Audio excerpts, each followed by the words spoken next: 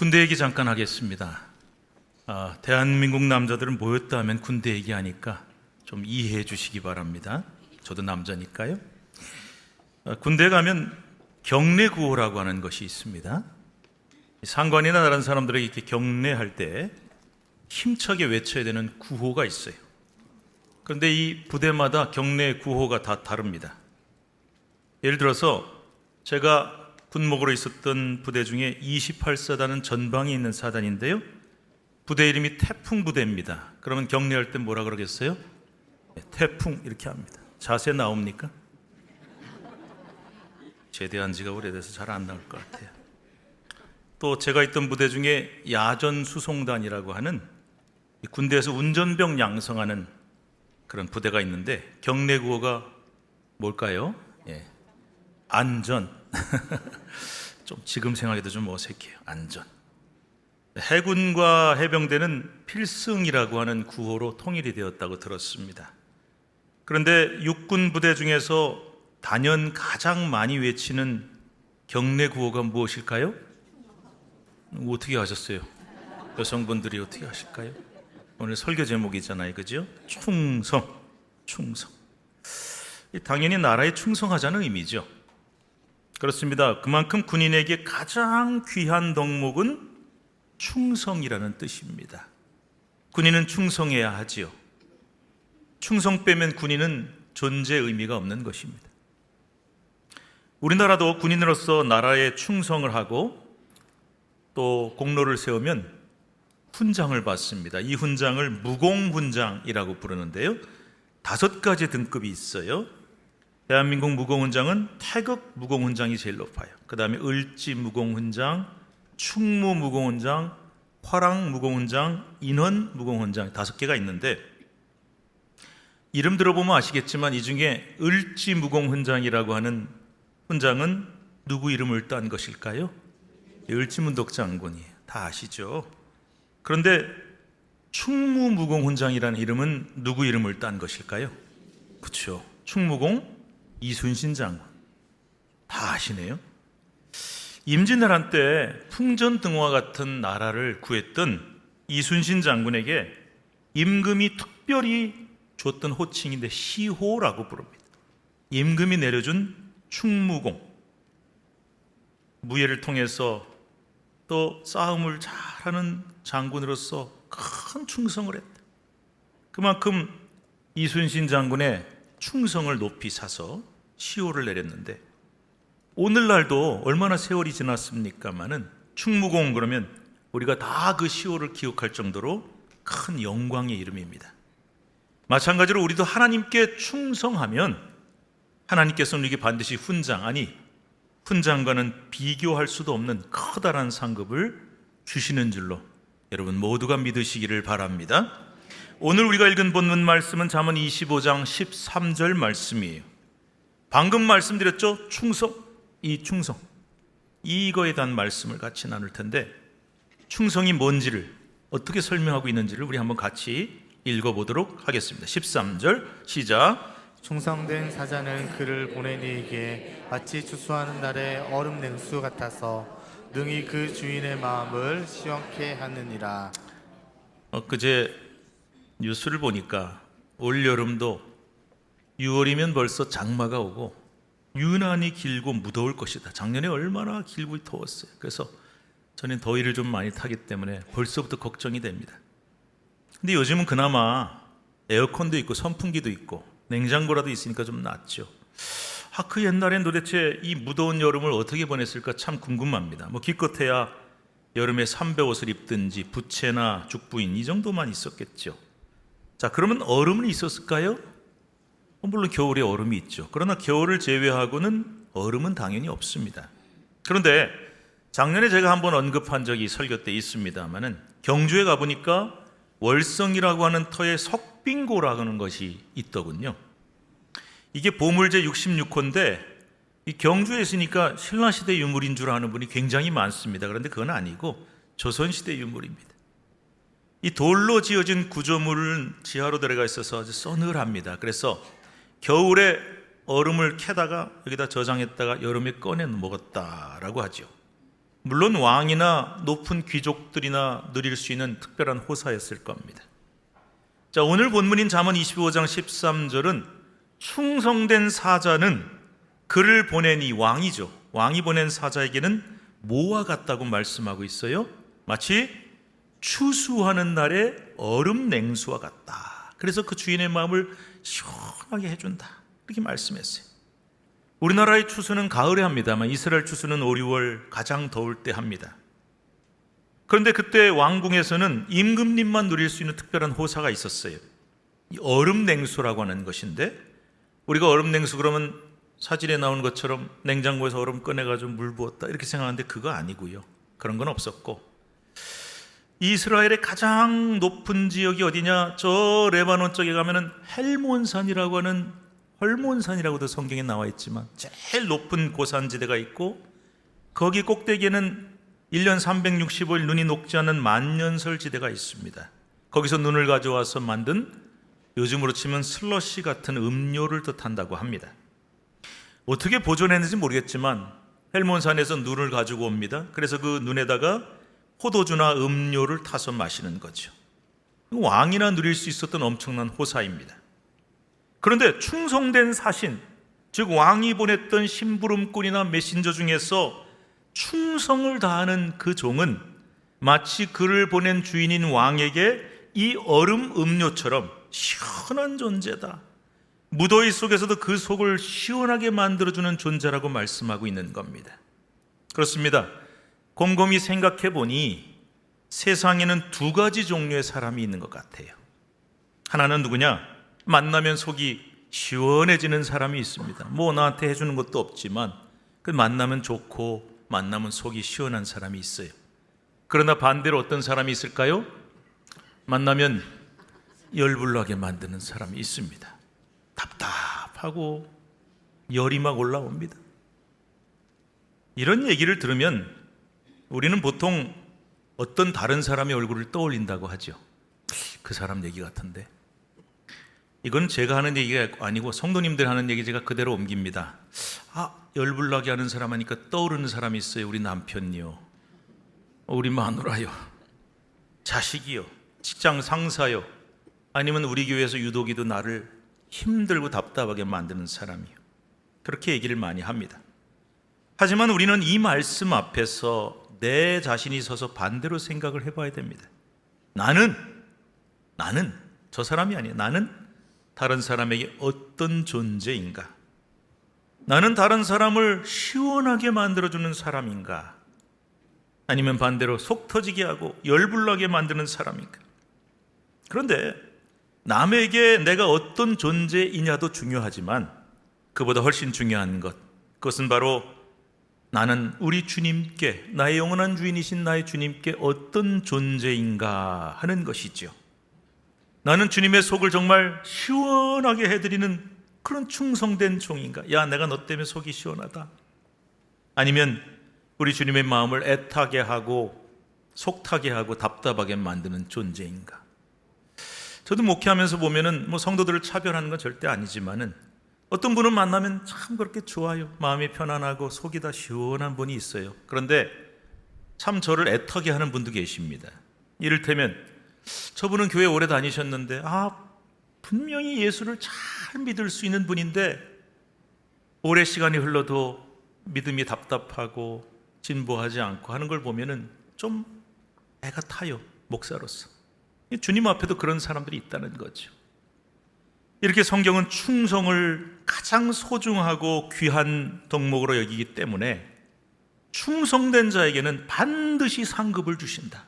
그것도 큰 상급을 주신다고 약속하고 계십니다. 주인이 이 종 때문에 이 속이 너무 시원해서 상급을 아낌없이 주신다는 거죠. 그래서 이 상급은 세상 어떤 훈장이나 어떤 상과도 비교할 수 없는 귀하고 복된 엄청난 상급입니다. 자, 그렇다면 이렇게 충성된 자가 되어서 주님의 마음을, 주인의 마음을 무도의 얼음 냉수처럼 시원하게 해드리는 사람이 어떤 상급을 받는가? 성경은 아까도 말씀드렸죠. 충성을 성도들의 가장 귀한 자세로 보기 때문에 수많은 상급과 대가를 약속하고 계세요. 그러나 그 중에 대표적인 것 세 가지만 추려서 말씀을 드려보는데, 이 세 가지가 다 마태복음 25장에 나오는 상급입니다. 한 본문에 나와요. 자, 그럼 무엇일까요? 첫째, 같이 읽어볼까요? 충성된 자는 주인의 칭찬을 받습니다. 주인의 칭찬을 받는다. 마태복음 25장 21절 말씀 읽으시는데, 오늘 이 똑같은 말씀을 몇 번이고 읽어야 돼요. 그런데 강조되어 있는 낱말이 다릅니다. 보이시죠? 그거를 강조해서 읽으면 느낌이 더 올 거예요. 자, 한번 읽어봅시다. 시작. 그 주인이 이르되 잘하였도다 착하고 충성된 종아, 내가 적은 일에 충성하였음에 내가 많은 것을 내게 맡기리니 내 주인의 즐거움에 참여할지어다 하고. 이게 그 유명한 달란트의 비유에 나오는 말씀이에요. 제가 이거 가지고 설교를 얼마나 많이 했는지 몰라요, 우리 교회 와서도. 그런데 5달란트, 이거 다 아시잖아요. 5달란트 맡아서 10달란트 만든 종, 그리고 2달란트 받아서 4달란트 만든 종에게 주인이 칭찬하는 내용입니다. 이 비유에서 주인은 바로 우리의 영원한 주인 예수님이시고, 달란트를 맡은 종은 우리 성도들, 내 자신인 것을 여러분 잘 아시죠? 그런데 5달란트를 10달란트 만든 종, 2달란트를 4달란트 만든 종, 어떤 칭찬을 받느냐? 아까 읽어보셨죠? 뭘 강조했습니까? 잘하였도다 착하고 충성된 종아. 이 두 종들이 최선을 다한 것을 주인은 뭐라고 표현하고 있느냐? 충성된 종들아. 그들이 했던 것을 충성이라고 표현하고 있어요. 그렇습니다, 여러분. 충성이란 무엇일까요? 진정한 충성은 구호로만 되는 게 아닙니다. 충성하고 경례한다 그래서 그 사람이 다 충성된 군인이냐? 그렇지 않아요. 경례 크게 해놓고 뒤돌아서 딴짓하고, 전쟁 나면 도망가고, 배신하는 일들도 얼마든지 있을 수 있어요. 그래서 말로만 충성하고 구호로만 충성하는 거 진짜 충성 아닙니다. 성경이 말씀하는 충성은 제가 정확하게 정의해 드립니다. 두 종처럼 최선을 다하는 자세이다. 따라합시다. 최선을 다하는 자세. 좀 생각을 해보세요. 이게 참 신기한 게요, 방금 읽은 마태복음 25장 21절은 엄밀하게 따지면 5달란트를 받아서 10달란트 만든 종에게 한 칭찬이에요. 그런데 23절을 보면 2달란트로 4달란트 만든 종에게 한 칭찬이 나오죠. 우리 23절이 다른 본문이에요. 같이 한번 읽어보겠습니다. 시작. 그 주인이 이르되 잘하였도다 착하고 충성된 종아, 내가 적은 일에 충성하였음에 내가 많은 것을 내게 맡기리니 내 주인의 즐거움에 참여할지어다 하고. 아마 눈치 있는 분들은 아셨을 거예요. 똑같네. 한 글자도 안 틀리고 똑같아요. 완전히 똑같은 칭찬. 근데 제가 성경 읽다가 어느 날 이 신기하다. 똑같다. 한 글자도 안 틀린다. 그것도 신기하지만 더 신기한 게 뭐냐? 어떻게 상식적으로 10달란트를 만들어 가지고 온 종과 4달란트를 만들어 가지고 온 종이 완전히 똑같은 칭찬을 받을 수 있냐? 말이 안 돼요. 달라야죠. 어떻게 10하고 4이 같습니까? 그런데 주님의 기준은 얘가 몇 개나 만들어 왔느냐가 아닌 거예요. 그건 세상의 기준이에요. 세상의 기준은 뭡니까? 얼마 벌어 왔냐? 너 얼마 만들어 갖고 왔냐? 액수만 보고 결과만 보죠? 주님의 기준은 달라요. 우리 주님의 기준은 이 사람이, 아까 여러분 따라하셨습니다, 얼마나 뭘 다하냐? 최선을 다했냐 하는 거예요. 그래서 5달란트 받은 종이 10달란트 만들었어요. 곱절이 됐어요. 2배가 됐어요. 2달란트 받은 종이 4달란트 만들었어요. 곱절이 2배요. 주인이 볼 때는 이 두 사람이 자신이 받은 액수와 자신의 상황 속에서 똑같이 자신의 최선을 다했다라고 보는 겁니다. 그래서 상급도 칭찬도 똑같은 거예요. 여러분, 주님께 충성을 다하시기를 바랍니다. 그러나 그 충성은 구호로만, 말로만 하는 거 아니라 그랬어요. 반드시 여러분에게 주어진 모든 일들을, 그리고 여러분에게 주어진 모든 상황 속에서 최선을 다하시기 바랍니다. 절대로 나중에 내가 생각해보니까 그때 내가 최선을 다하지 못했네, 좀 마음이 힘들고 좀 바쁘다는 핑계, 여러 가지 이유로 내가 왜 최선을 다하지 못했을까 후회하는 일이 없어야 되는 거예요. 그야말로 내 모든 능력과 힘과 정성을 하나도 남김없이 다 쏟아 부어야 하는 것입니다. 그래야 그것이 진짜 충성입니다. 두 번째, 충성한 자에게 주어지는 상급. 읽읍시다. 충성된 자는 더 많은 것을 맡게 됩니다. 자, 마태복음 25장 21절 말씀 또 읽을 거예요. 그런데 강조된 낱말이 다릅니다. 의도가 있어요. 자, 강조된 낱말 한번 우리가 더 강조해서 읽으시면서 시작. 그 주인이 이르되 잘하였도다 착하고 충성된 종아, 내가 적은 일에 충성하였음에 내가 많은 것을 내게 맡기리니 내 주인의 즐거움에 참여할지어다 하고. 진정으로 주인에게 충성하는 자는 더 많은 것을 맡고 더 큰 것을 맡게 된다는 겁니다. 그런데 주인은요, 아무한테나 큰 일, 중요한 일 맡기지 않습니다. 주인은요, 일단 종에게 작은 일을 맡겨봐요. 적은 일, 작은 일, 사소해 보이는 일. 그래서 그 적은 일, 작은 일에 충성을 다하는 것을 보면은 이만하면 됐다 하고 그 사람한테 더 많은 것, 더 큰 것, 더 중요한 직분과 사명을 맡기시는 겁니다. 여러분이 주인 같으면 그렇게 안 하시겠어요? 내가 누구를 데리고 일을 쓰는데 오자마자 그날부터 최고로 중요한 일 맡겼다, 그런 사람은 없잖아요. 뭘 믿고 덜컥 그 사람한테 중요한 일, 큰 일 맡기시겠습니까? 테스트 해봐야죠. 제가 어렸을 때 무협지라고 부르는 무협소설을 좋아했어요. 읽는데 어쩌면 그렇게 레퍼토리가 똑같은지 항상 비슷한 내용이 나와요. 부모님의 원수를 갚아야겠다. 그래서 깊은 산속에 사는 무술의 고수를 찾아갑니다. 그런데 스승은 처음부터 무술을 가르치지 않아요. 어쩌면 얘기가 똑같아요. 다. 처음에는 뭐 시키냐? 빨래해라, 나무 해와라, 밥 지어라, 청소해라는 허드렛 일부터 먼저 시켜요. 그런데 내가 무술 배우러 왔지 그런 천한 일을 하러 왔냐? 그리고 산 아래로 내려가면 그 사람은 끝. 그런데 끝까지 그 맡겨진 일 성실하게 말없이 빨래하고 밥 짓고 청소하고 나무 해오고, 그러면 결론이 항상 똑같아요. 스승위원회를 부릅니다.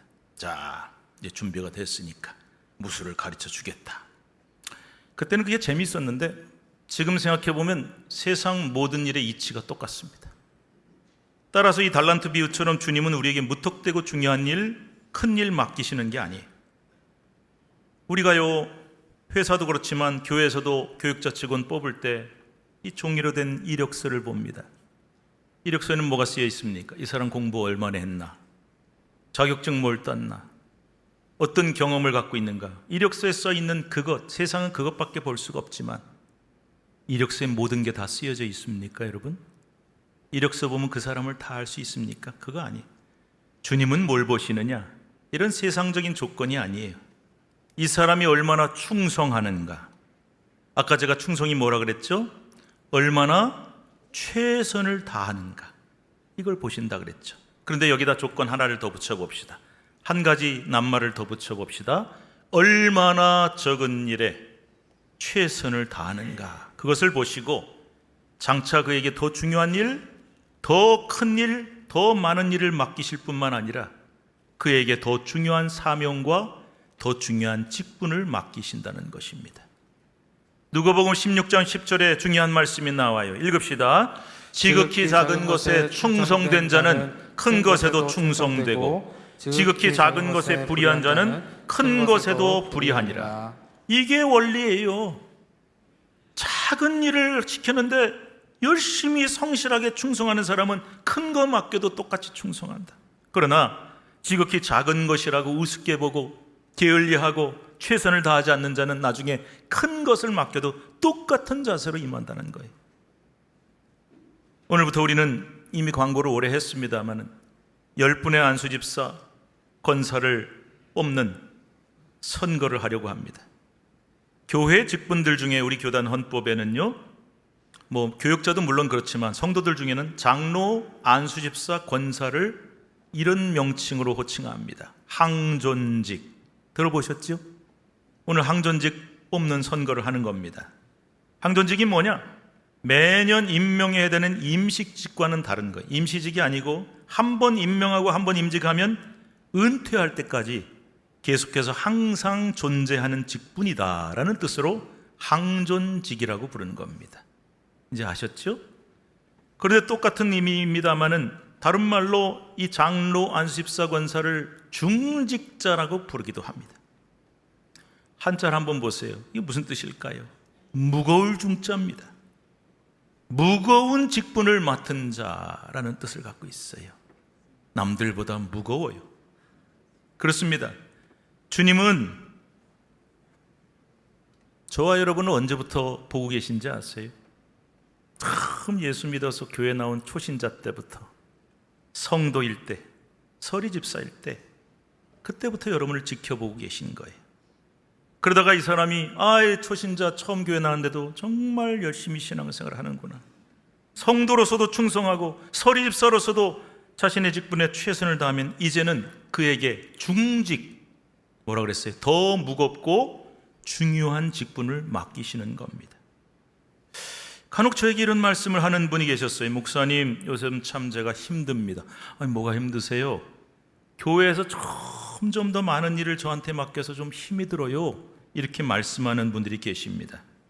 저도 공감이 가는 게, 제가 부목사 때요, 열심히 했습니다.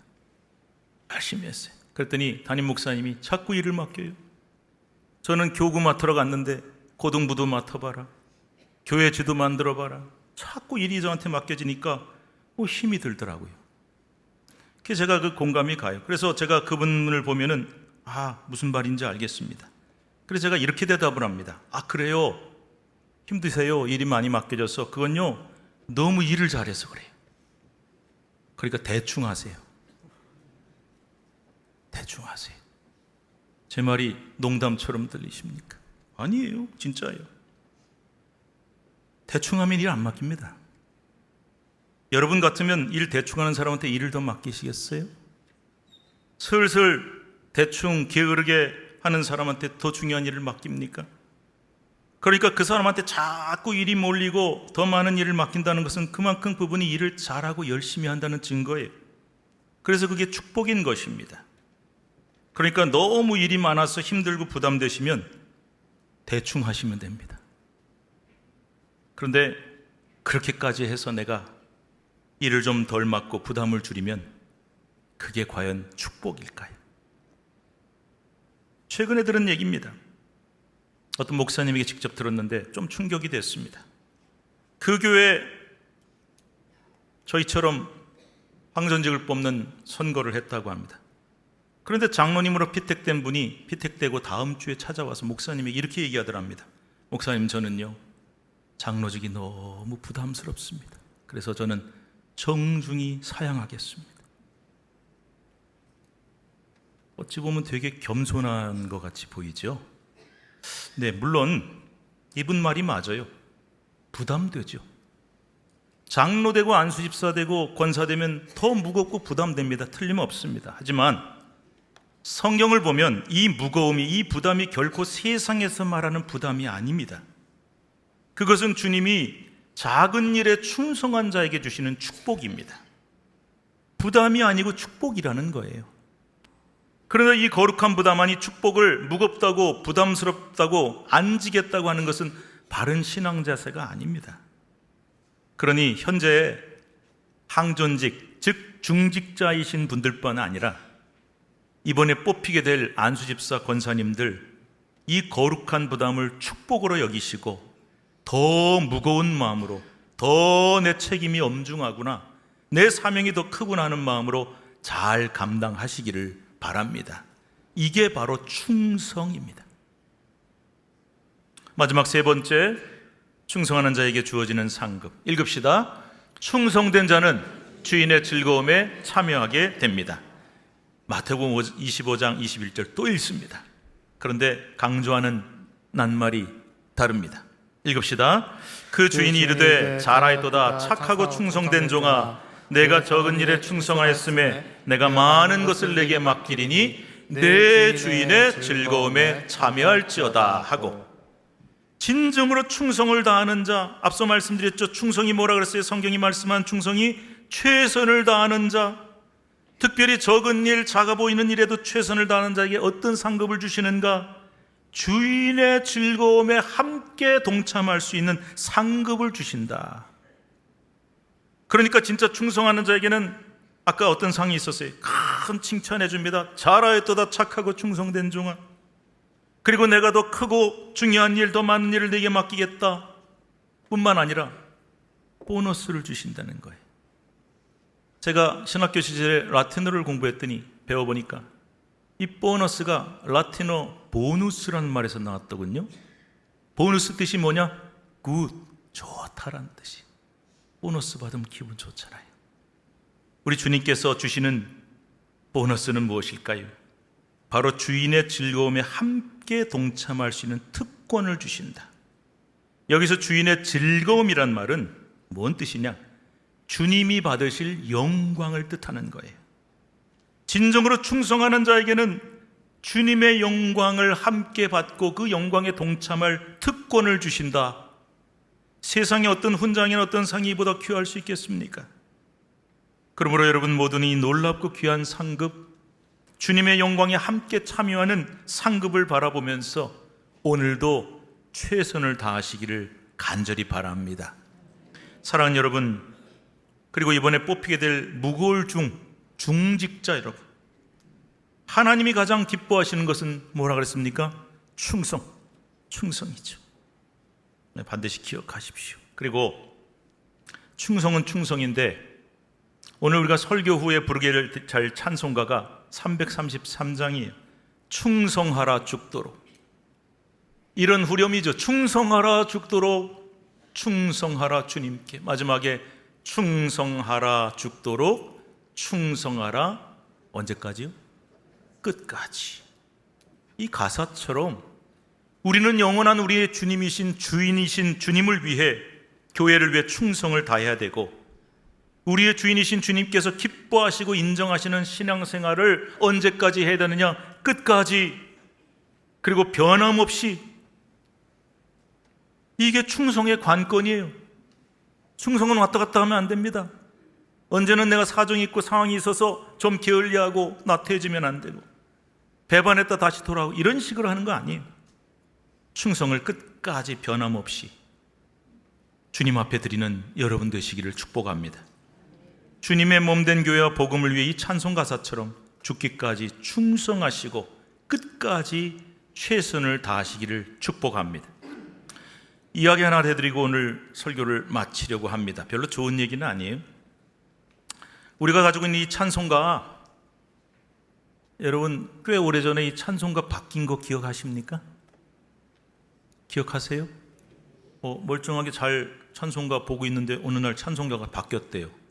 제가 보니까 완전히 달라요. 할 수 없이 새로 사야만 했었습니다. 이 새로 바뀐 찬송가를 21세기 찬송가라고 부르는데요, 이게 찬송가 바뀔 때 상당히 큰 논란이 된 일이 있었습니다. 왜냐하면 지금 21세기 찬송가 중에 153장 가시면류관, 그리고 181장인 부활 승천하신 주께서라는 두 곡이 있는데 사실 우리가 거의 잘 안 부르는 곡입니다. 그런데 이 두 곡을 작곡한 나운영 장로라고 하는 분이 있어요. 한국을 대표하는 탁월한 음악가고, 여호와는 나의 목자시니 내게 부족한, 찬양, 유명한 찬양이죠. 이런 기독교 성가를 1000곡 넘게 만든 굉장히 유명한 분입니다. 그런데 이 장로님이 원불교의 찬불가를 썼어요. 그래서 이 사람이 만든 곡을 과연 찬송가에 넣어야 되냐 말아야 되느냐 하는 문제로 굉장히 논란이 됐습니다. 나운영 장로가 처음에 문제가 되니까 이런 변명을 했다고 하네요. 어떤 얘기했는지 봅시다. 나는 음악인으로서 찬불가를 지은 것이지 신앙인으로 찬불가를 지은 것이 아니다. 여러분은 이해가 가세요? 아무리 음악인으로 지은 것이랄지라도 저는 어떻게 이게 가능한지가 도저히 이해가 안 갑니다. 그래서 저희 교단총회에서도 이 문제가 큰 논란이 됐어요. 이분의 찬송을 넣어야 되냐 말아야 되냐. 그랬더니 한 분이 이런 말을 했습니다. 나은영 장로가 비록 원불교의 찬불가를 지었지만 그 이후에 하나님 앞에 크게 회개하고 내 손에 피가 마를 때까지 하나님 찬양하는 일을 멈추지 않겠다 고백하면서 이 약속을 지키기 위해 죽을 때까지 찬송가 작곡을 멈추지 않아서 무려 1105곡의 찬송가를 남겼다 라는 증언까지 듣고 결국 찬송가에 이분의 곡이 2곡이 들어가게 되었습니다. 하지만 그래도 저는 잘 이해가 안 갑니다. 원불교 뭔지 아시죠? 이 기독교의 찬송가를 모방해서 만든 게 찬불가예요. 기독교의 찬송가를 모방한 게 찬불가예요. 이거는 이제 원불교나 불교나 다 인정하는 얘기니까 사실입니다. 제가 분명히 말씀드립니다. 원래 원불교나 불교의 음악은 아주 어려워서요. 일반 우리는 성도지만 거기는 이제 불자들이죠. 따라하기가 너무 어려워요. 그래서 고민하다가 기독교 찬송가를 보니까 너무 좋다. 그리고 복음성가 너무 좋다. 그래서 모방해서 만든 것이 찬불가인데 그 공식 명칭은 원불교 성가입니다. 그런데요, 이 원불교 성가를 만드는 것을 주도를 하고 또 아까 얘기한 그 장로님에게 작곡을 의뢰했던 사람, 이 원불교의 상당히 높은 자리에 있는 사람입니다. 그런데 이분도 원래 크리스천이었어요. 또 기독교 학교도 졸업했습니다. 그런데 어찌어찌해서 원불교를 개종을 하고 종사라고 하는 꽤 높은 자리까지 올라간 여성인데요, 이분이 어렸을 때 찬송가 많이 불렀을 거 아니에요. 복음성가 많이 불렀을 거 아니에요. 야, 우리 원불교도 이런 거 만들면 좋겠다. 그래서 원불교 성가라는 것을 만들었다고 합니다. 제가 지나가면서 보니까 벽보가 하나 붙어 있어요. 포스터가 여름 불교학교. 이게 뭔가 했더니 그것도 제가 확인해 보니까 그런 거 원래 없었거든요. 여름 성경학교를 그대로 모방해서 만든 게 여름 불교학교입니다. 그런데 이 원불교 성가라고 하는 찬불가 집에 162곡이 들어가 있지만 그 작곡가 15명 중에 제가 다 확인해 봤습니다. 무려 10명이 기독교인이었던 겁니다. 기독교인인데 찬불가를 썼고, 심지어 그 가운데는 젊어서 찬송가도 만들었지만 작곡했지만 노년의 신앙을 버리고 불교에 귀의해서 찬불가를 지은 사람도 있다고 합니다. 제가 지금 어떤 특정한 인물이나 종교를 비방할 마음은 전혀 없습니다. 하지만 이 찬불가의 사례에도 드러나듯 한 사람의 삶에 대한 평가는, 한 사람의 신앙에 대한 정확한 평가는 언제 알 수 있느냐? 마지막 임종할 때 봐야만 알 수 있다는 겁니다. 중간에 신앙생활 잘하고 예수 잘 믿고 훌륭하게 헌신했을지라도 마지막까지 숨을 거두어 주님 앞에 서는 날까지 그 충성이 변하지 않아야 진짜 충성이라는 겁니다. 충성은 한순간 화끈하게 불탔다가 사그러들고 마는 그런 것이 아닙니다. 평생 변하지 않아야 합니다. 사랑하는 여러분, 여러분 모두가 일평생 변하지 않는 충성으로 우리의 영원하신 주인이신 주님을 기쁘시게 하시기를 간절히 바랍니다. 우리 주님의 마음을 정말 시원하게 해드리고 그 대가로 큰 상급을 받아 누리는 복된 종들이 다 되시기를 우리 주님의 이름으로 축원합니다. 기도합시다. 하나님 감사합니다. 주님은 우리가 처음 예수 믿었던 그 순간부터 초신자 때부터 성도, 소리집사, 항존직, 그리고 나이 들어 은퇴하고 그 이후에 주님 앞에 마지막 설 때까지의 우리의 모습을 다 보신다고 하셨습니다. 그가 얼마나 끝까지 변함없이 충성을 다하며 자기에게 주어진 것이 적든 많든 상관없이 최선을 다하여 변함없이 주님을 섬기는가. 주님, 오늘 이 말씀을 우리 마음에 새기면서 우리 모두가 변함없이 충성하는 주님의 마음을 시원하게 해드리는 목회자, 성도, 중직자 되게 하여 주시옵소서. 예수님의 이름으로 감사하며 기도하옵나이다. 아멘.